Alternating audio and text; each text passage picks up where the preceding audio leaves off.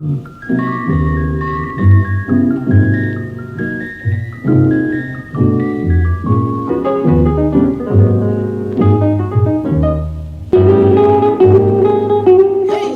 Pat Freeman back here on the network with my buddy Chris Stevenson. How you doing, Chris? What's going on, Pat? All right, once again, we're back here on the network, and we're going to talk about Libya and some of the misinformation that is coming out about Libya and why this thing with Gaddafi went down and how he was taken out of power. What were the reasons behind Gaddafi being taken out of power? As you know, he had a secret relationship that he was forming with the NATO powers, including Israel. Am I correct? That's right. Yes, he did. See, the thing is, and I did an article about this a few weeks ago. It was Gaddafi, Assad from Syria, as well as Mubarak.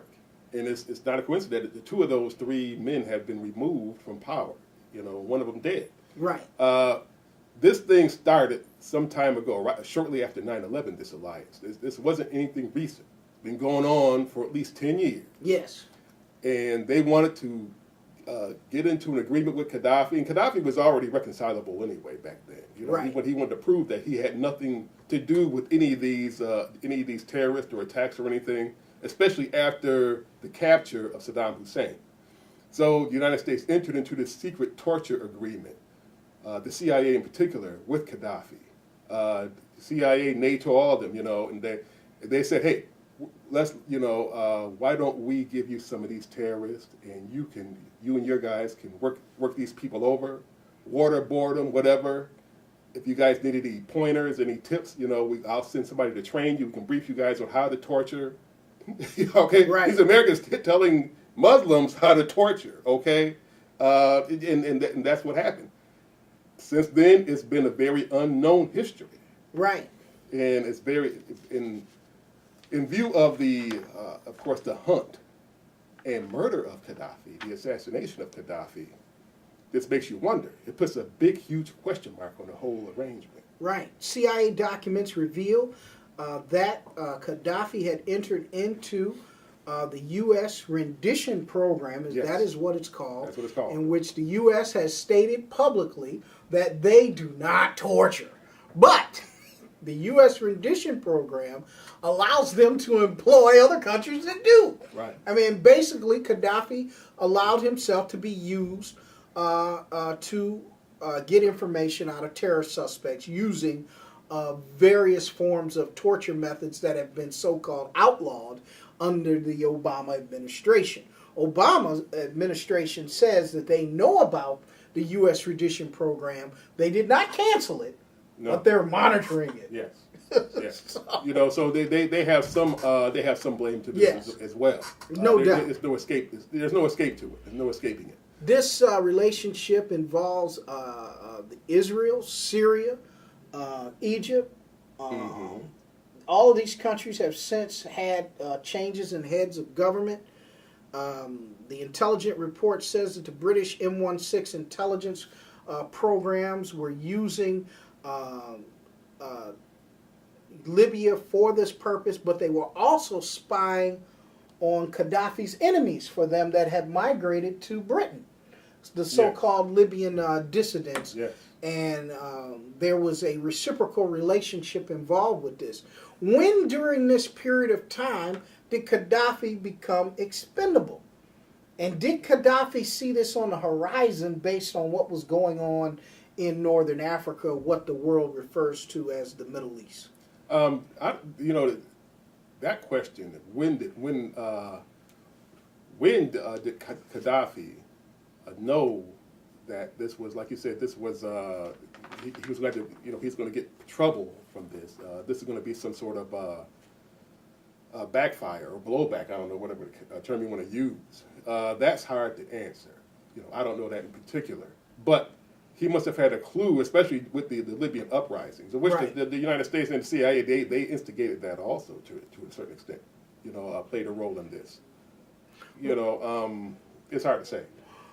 Also, we know that it becomes, once you know that a person that you've entered into this clandestine relationship, becomes expendable, basic policy says that if you aid the people to topple him, you become influential in their restructuring of their governments. Am I correct? Yeah.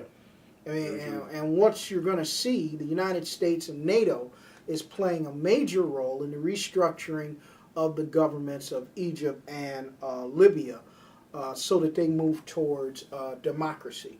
So basically, the bottom line is the U.S. for the last 10 years has been outsourcing torture programs. Yeah. You can outsource anything nowadays. Yes. You can outsource torture. You can outsource anything, but it's very vile. Like as you alluded to before, here you are claiming outwardly to be a non-terroristic country, Right. but we're just as big a terrorist as anybody else is. Doesn't you can't just sit there and outsource things and then wash your hands of it. Right. Absolutely. You can't do that. No, you can't do that, and it also makes us the initiators of much of this torture. Okay, and in the Bush administration, of course, they were obsessed with torture. That's the thing. Bush, Cheney, Karl Rove, those guys. That was the whole. They were into this whole culture of torture. Yes, torture to get the terrorist information. The strike first policy. Most people don't realize that a lot of this information is becoming declassified to see the extent that the U.S. went to after 9/11 is beyond just what you're just reading in the creation of the Patriot Act and other entities. That the institution of government is sometimes not a very pretty sight, is No, it? no, it's not. People like the smiling president and happy and kissing babies. There's another part of this scenario that is more realistic when you're talking about national security and making sure that America is not attacked again. But it's also America attacking others in prevention of this. And this is all part of the reality of life that people don't seem to look at. Well, see, here's the thing. My personal belief is regarding 9/11 is it was never full blown out of nothing, as America has always purported. Yes. It just isn't. So, I know some people will consider that to be, well, that means that you are you believe in the 9/11 was an inside job, blah, blah, blah. Well, I'm just saying that it wasn't full blown out of nothing. Right. Like we're just little innocent lambs, and they just, came over and bombed our facilities and World Trade Center and the Pentagon and all that. That's not the way it went down. Right. Okay, so it was the result of something.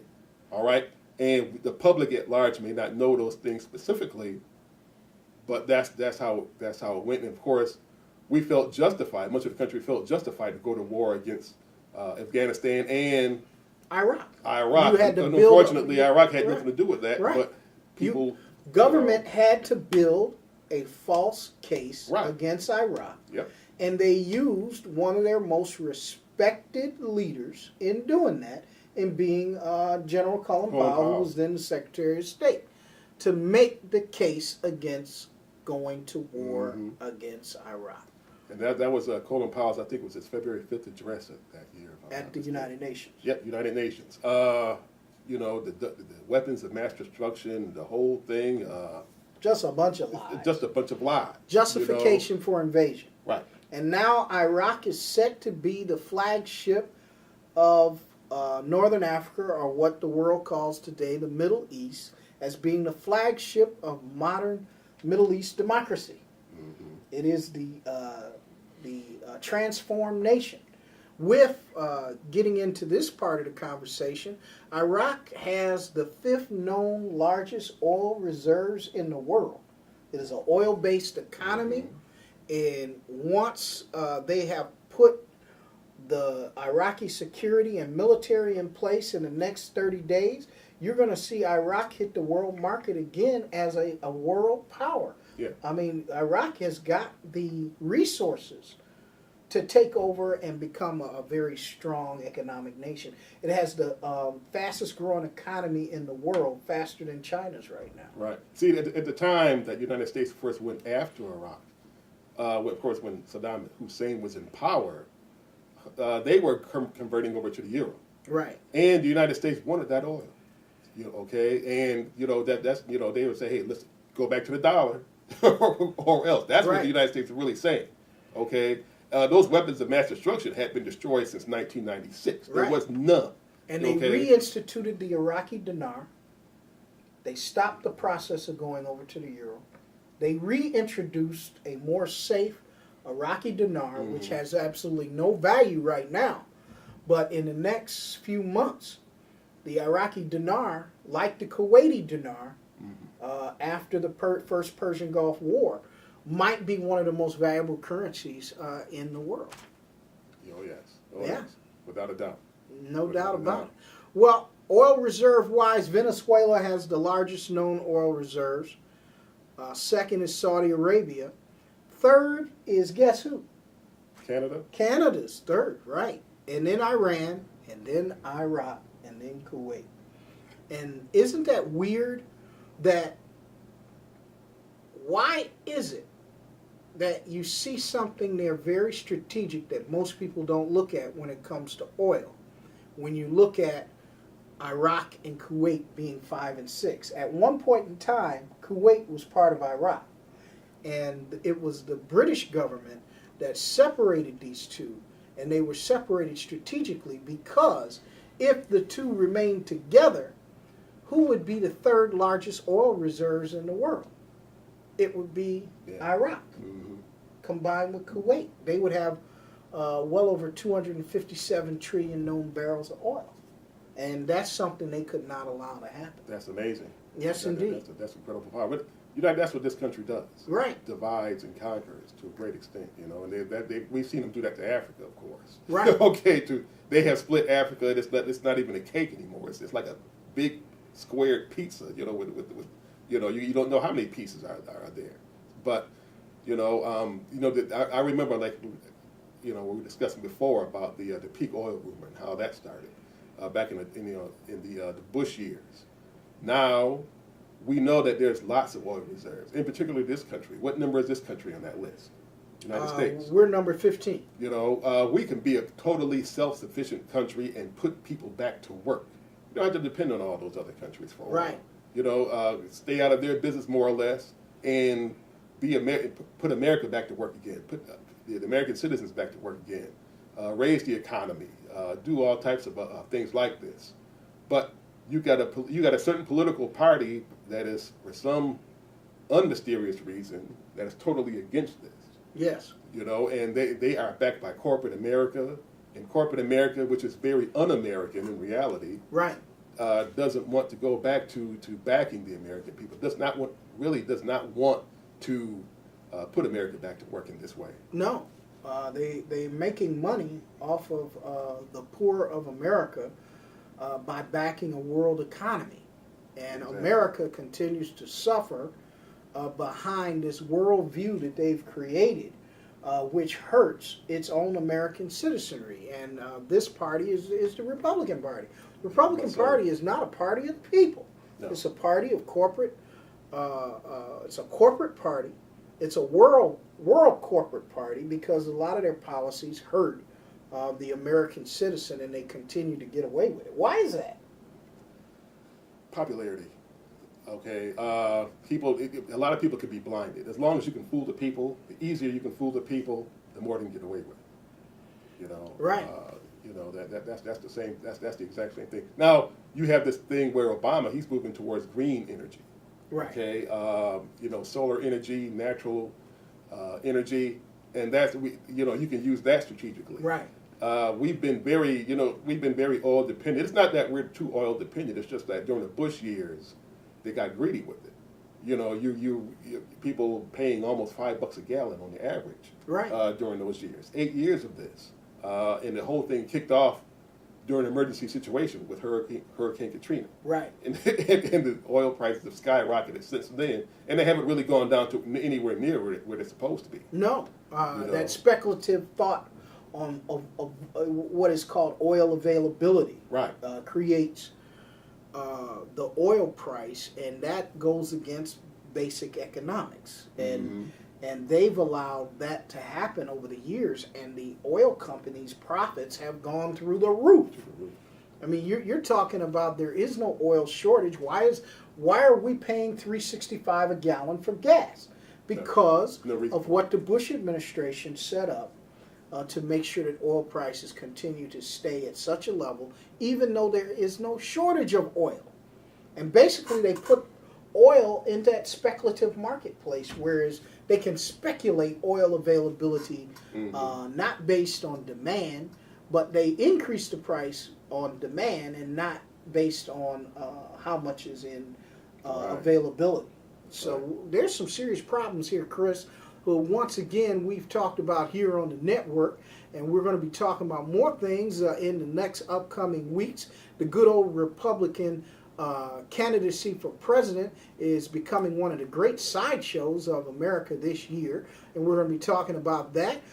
Eddie Long's wife has basically filed for divorce after making such a loyal showing in support of her husband after the controversy. She is now filed for divorce. Herman Cain, by the next time we're on the air, will have pulled out of the presidential contest. Well, you know something, his wife might be filing for divorce pretty soon. I would imagine. There's a report on the Daily Beast. I just put an article up there, as a matter of fact. It's got that link to it, where his wife, a source close to the family, to the Cain family, has revealed that she's always known about this. The two have been living in separate quarters for years inside their home. And she's known about this, they've had a falling out over that. But, of course, in public, they have to maintain that united family front. But she has never been impressed with his, obviously, being his wife, with his running around. And what Cain is trying to do nowadays is make us think that you can send an attractive woman hundreds of or $1,000 a month to support herself. Yeah. And not have an affair with her. Right. Okay. We were born yesterday, okay? Whatever you say, Herman. I think Herman should change his name from Herman Cain to Candy Cain. Because he is a sugar daddy. Oh, he is. And I stole that title from you yesterday. You said it because I used it in my article. Because that's perfect. That's the perfect name for him. Man. That's the perfect name He for him. is sugar daddy Candy Cain. I thought about Herm the Worm and all that stuff. But Candy Cain is it. That's it. You had Barack running against McCain in 2008. Now you got Mac Cain in 2012. Mac Daddy Cain. Here's another thing, on a closing remark on Cain. There's supposed to be an announcement made this weekend. So we don't even know if by the time the next time we hit the air, we're not even sure if he'll still be in the race, because he might be pulling out this weekend. Yes. It's a possibility. You never know. I think he's going to pull out. Which he needs to do anyway. Yeah, he's not a presidential candidate. No. He did this for notoriety, and unfortunately, the vetting process toward the presidential nomination is as such that his background could not withstand it, and he's going to have to pull out. Well, that's an easy. Yeah. That's not. You didn't have to vet a guy like that. Yeah. If his stuff is out in the public like this, this early. And really, he's a political novice anyway. Oh, he's terrible. So why even, the fact that he was in the lead for a few days, a couple of weeks ago. Shows you the desperation of the party to try to put forth anybody they think can beat Barack Obama next year. That's all it was. Well, let's find us a token out there that we think can put forth our agenda so we can once again wreak havoc over the rest of the world with our anti-poor people policies. And you're seeing the poor people and the middle class of this country are beginning to revolt against this one percenters. These one percenters are destroying this country. They are causing havoc. It is the havoc that they've created in the foreclosure market of homes. They are the ones that have created these non-negotiable mortgages, which were designed to give people temporary custody of property, and they temporarily give it to you, and then they take it back because these mortgages are really unaffordable. most people don't realize this was a land grab. It was a money grab.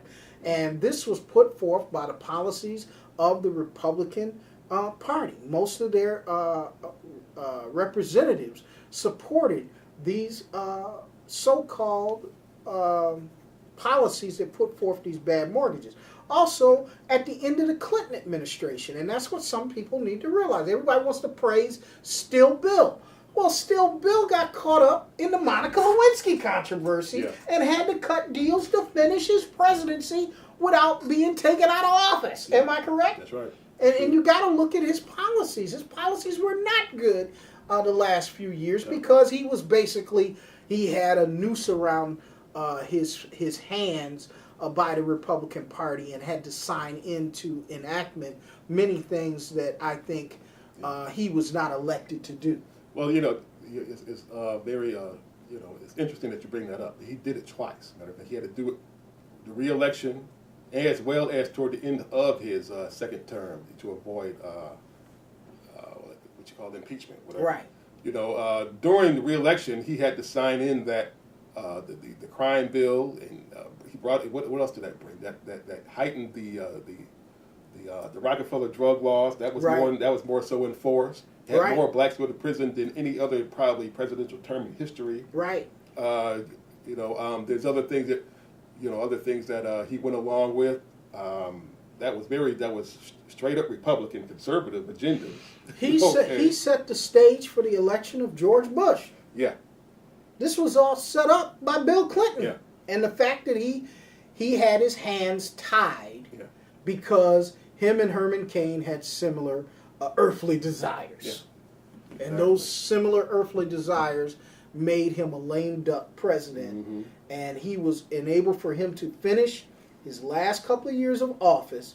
He had to cut deals that normally I don't think he would have done. No, I don't think so either. Well, that's all for us here on the network. We'll be back here next week. That's all for me, Pat Freeman, and my buddy Chris Stevenson. All right. We'll see you next week right here on the network as we talk about it.